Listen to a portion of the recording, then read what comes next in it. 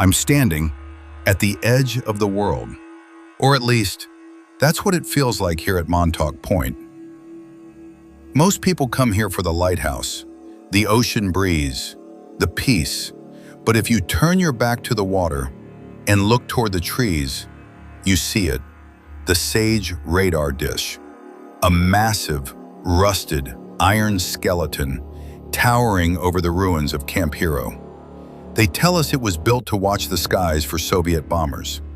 They tell us it's just a relic of the Cold War. But if you talk to the locals, the ones who were here in the late 70s and early 80s, they don't look at the dish, they look at the ground, because they know that the real history of this place was written underground. Welcome back to the channel. You followed me through the gateway process, and we've touched the edges of astral projection. But today, Protocol 1983 takes us into a darker reality. A reality where the human mind was used as a component in a machine designed to break time. Let's go deep. You have to understand the era. This was the birth of the atomic age. The world was terrified, and the military was obsessed with the next big weapon. They didn't just want to win the war, they wanted to control the fundamental laws of nature. They were working with Nikola Tesla's early notes on unified field theory. They weren't looking for a radar upgrade, they were looking for the key to the universe.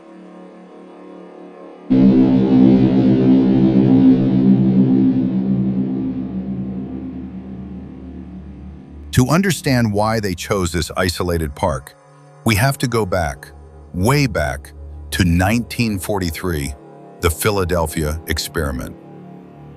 We've all heard the legend, the USS Eldridge wrapped in electromagnetic coils, attempting to vanish from radar.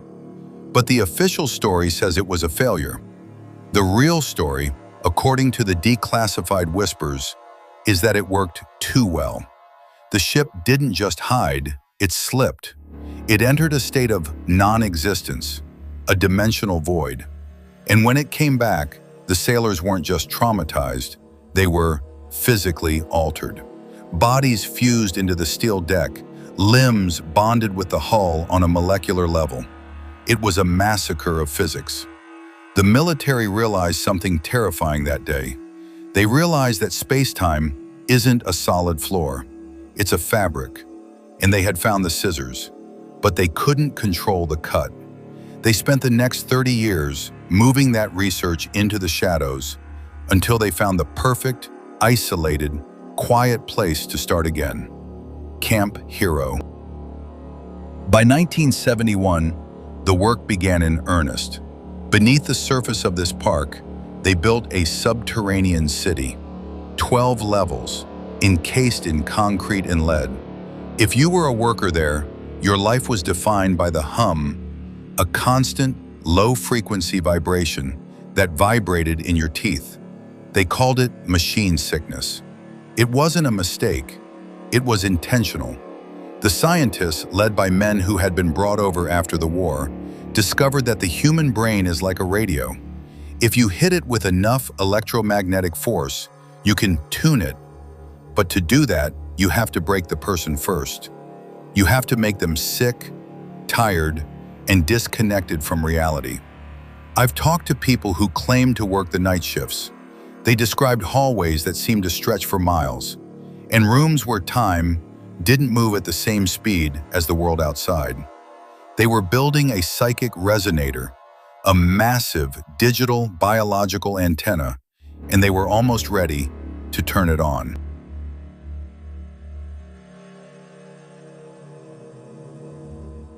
They call it the Montauk Project, but that name, it was just a label for what we were actually doing. You have to understand, the chair, it wasn't just a piece of furniture. It was a sensory deprivation interface.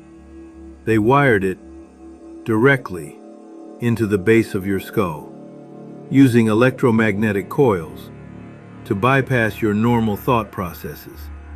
When they turned the power on, the world would just dissolve. You felt the hum, a frequency so low it bypassed the ears and vibrated directly into the teeth.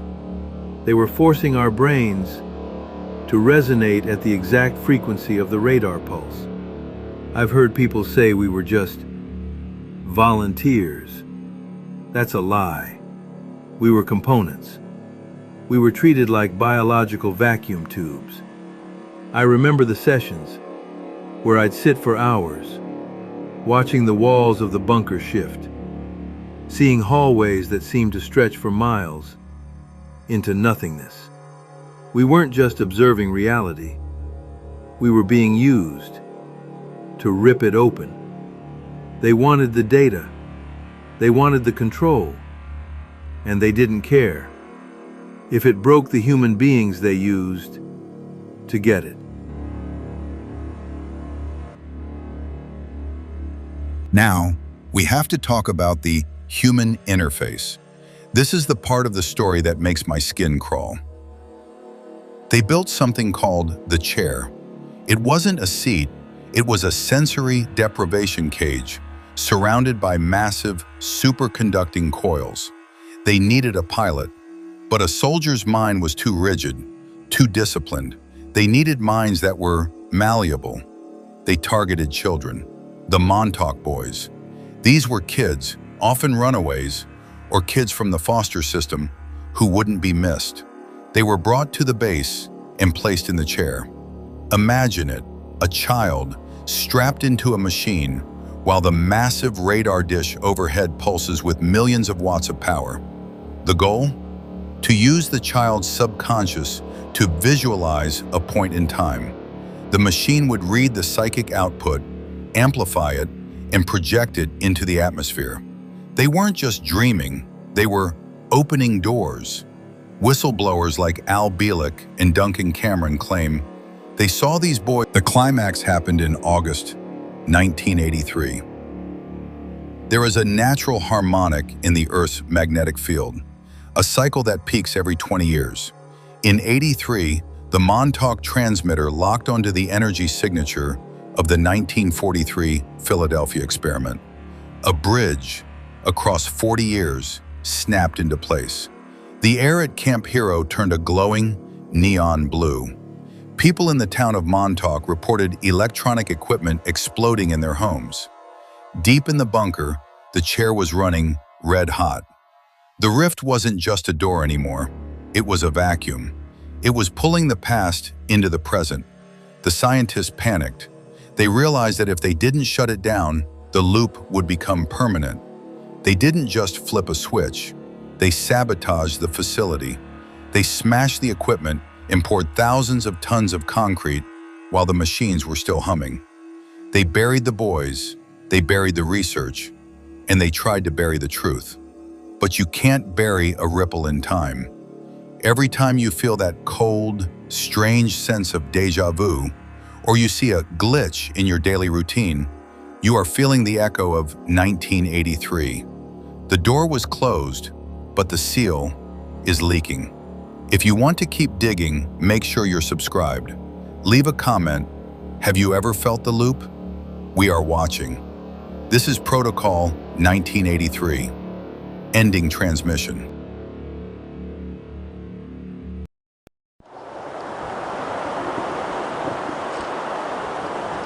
Thank you for joining me on this journey. If this opened your mind, consider subscribing for more declassified truths.